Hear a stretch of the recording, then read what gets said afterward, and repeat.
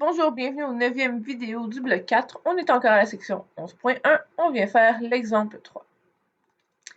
Donc, à l'exemple 3, on parle du mouvement d'une bicyclette. C'est un exemple qui va utiliser les principes qu'on a vus précédemment du roulement, pour lesquels la vitesse horizontale est la même que la vitesse tangentielle à la surface de la roue, et de transmission de la rotation, qui peut se faire de deux manières différentes.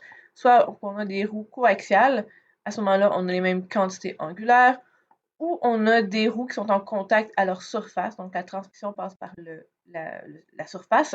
Donc, ça va être des quantités qui vont être tangentielles, qui vont être les mêmes pour chacune des roues, une avec la suivante, et ainsi de suite. Donc, dans mon exemple de la bicyclette, en fait, avant de vous le montrer, je vais revenir à ma petite animation de la bicyclette, juste pour reparler des différentes parties. Donc, on a les pédales qui entraînent le disque. Donc ça va être de la transmission de rotation de manière coaxiale, vu que les deux tournent autour du même centre. Ensuite, le disque entraîne la chaîne et la chaîne entraîne l'engrenage. Donc ça va se faire à la surface en termes de transmission. Et finalement, l'engrenage ici va entraîner la roue arrière et ça va se faire de manière coaxiale.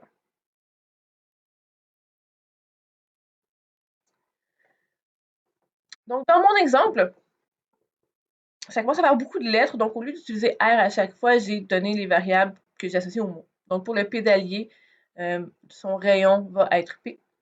Ensuite, pour le disque, ça va être D, engrenage E et la roue arrière A. Sur mon schéma, il y a des choses qui paraissent pas super bien. Le P est en rouge, c'est vraiment pour la longueur du pédalier ici, qui est le 16 cm. Le D, qui a l'air d'être sur le cercle décrit les pédales, mais il est supposé aller avec cette tige-là ici, qui représente le rayon du disque, donc le 10 cm. Engrenage et roue arrière, je pense que ça paraît un petit peu plus, donc engrenage pour la petite portion en bleu et la roue arrière qui est en vert très foncé. Pour la question A, je demande combien de tours la roue effectue à chaque tour du pédalier. Donc, je commence avec l'information pour le pédalier et je veux me rendre jusqu'à l'information pour la roue. Donc, ce que j'ai fait tout de suite, c'était aussi pour m'éviter d'être toujours en train de changer de couleur, c'est détailler la transmission de la rotation étape par étape, comment ça va se faire. Donc, du pédalier jusqu'au disque, on avait dit que c'est coaxial. Ça voudrait dire qu'on va avoir les mêmes quantités angulaires. Et vu qu'ici on parle de tours, ça va vouloir dire que je vais avoir le même delta θ pour le disque que le delta θ du pédalier. Je les mets dans l'autre ordre parce que ce que je vais chercher ici, ça va être l'information pour le disque, donc ça va être plus intéressant si je l'ai tout de suite à gauche. Je ne vais pas détailler tout de suite ce qui se passe, je vais aller à la prochaine étape tout de suite. Donc, ça va être par la surface, ça va donc être les quantités tangentielles qui vont être les mêmes. Quantités tangentielles, quand on parle de déplacement, ça va être l'arc de cercle qui va être le même. Donc, SE va être égal à SD. Puis ensuite, quand on va revenir à la roue arrière, ça va revenir à un mouvement, une transmission coaxiale, donc les variables angulaires qui vont être les mêmes. Donc, delta θ A qui va être le même que delta θ E. Donc, avec ça, je peux y aller avec mon information. Donc, on me donne au départ que le pédalier fait un tour. Donc, j'ai déjà mon information pour θD. Par contre, je ne peux pas aller l'utiliser directement pour passer à mon engrenage. Il faut que je passe par la version tangentielle. Donc ici, en fait, c'est que l'arc de cercle correspond au delta θ fois le rayon, qui dans ce cas-ci s'appelle P. Même chose de l'autre côté, donc delta θ pour l'engrenage fois le rayon de l'engrenage. Donc ici, ce que je vais vouloir, c'est d'avoir delta θ E. Donc je vais pouvoir l'isoler dans mon équation qui est ici. Et ici, je peux tout de suite remplacer un tour facilement. En fait, ce que je vais faire, c'est que je vais le faire algébriquement, puis je vais aller remplacer un tour à la toute fin. Donc, mon delta θ E va être égal à delta θ D fois D sur E.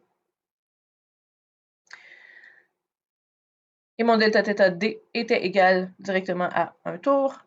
Donc, ensuite, on peut voir qu'on a une division des rayons. Donc, tant qu'ils sont dans les mêmes unités, j'ai pas besoin de le ramener en mètres nécessairement. Donc, pour le disque, c'était 10 cm. Pour l'engrenage, 4 cm. Et ça va me donner 2,5 tours pour le déplacement angulaire de la roue arrière, qui était la réponse à la question. Ensuite, pour la question B, cette fois-ci, ce qu'on me donne comme information, c'est la vitesse horizontale de la bicyclette. Donc, un Vx, et on sait que ce Vx-là va correspondre à la vitesse tangentielle pour la roue arrière. Je peux déjà aller m'écrire ça comme information. Donc, la vitesse tangentielle de la roue arrière va être égale au Vx, qui est de 30 km/h. Quand on va être rendu à parler de la vitesse des pieds du cycliste, ce ne sera pas vraiment en km/h qu'on va vouloir décrire ça. Tant que ce n'est pas une vitesse comme sur une route, km/h ne dit pas grand-chose. Fait que je vais le convertir tout de suite en mètres par seconde. 30 km/h, ça donne 8,33 mètres par seconde. Ensuite, pour la transmission du mouvement, ben là, on va dans l'ordre inverse. Donc, de la roue arrière à l'engrenage, ça se fait de manière coaxiale. Ça va donc être, encore une fois, les variables angulaires qui vont être les mêmes. Ici, je ne parlerai pas des delta theta parce qu'on est en train de parler de vitesse.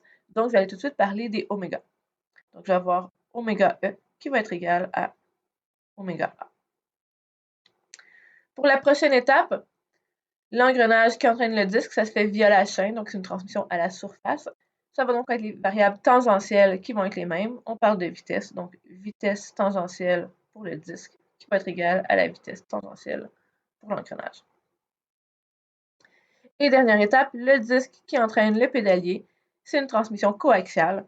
Donc je vais revenir avec mes variables angulaires, donc oméga P qui est égal à oméga D. Ensuite, je repars de mon 8,33 mètres par seconde. Ce n'est pas une vitesse angulaire, je ne peux pas l'utiliser directement. Il faudra que j'utilise le fait que la vitesse angulaire, c'est la vitesse tangentielle divisée par le rayon.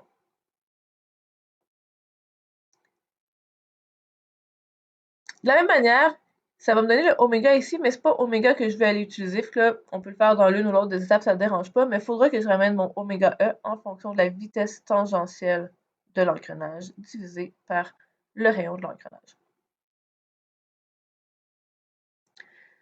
Donc ici, je peux tout de suite être rendu à la vitesse tangentielle de A fois E sur A. Ça me donne donc la vitesse tangentielle de D. Sauf que ce n'est pas la vitesse tangentielle dont j'ai besoin plus par après, c'est la vitesse angulaire.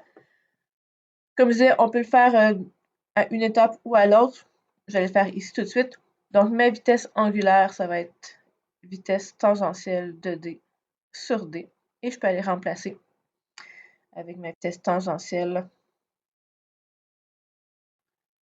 de A. Je reprends le divisé par D et j'ai mon facteur ici que j'ajoute par après.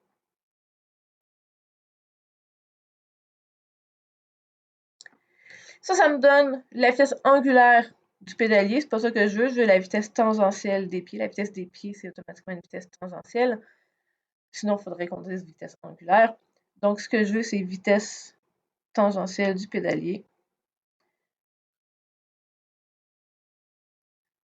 Donc, j'envoie mon P de l'autre côté. Je vais avoir vitesse tangentielle de A fois P sur D fois E sur A. Donc, avec mes valeurs numériques, 8,33. Le pédalier, c'était 16 cm. Le disque, c'est 10. L'engrenage, 4. La roue arrière, 35. Et j'obtiens une vitesse pour les pieds de 1,52 mètres par seconde.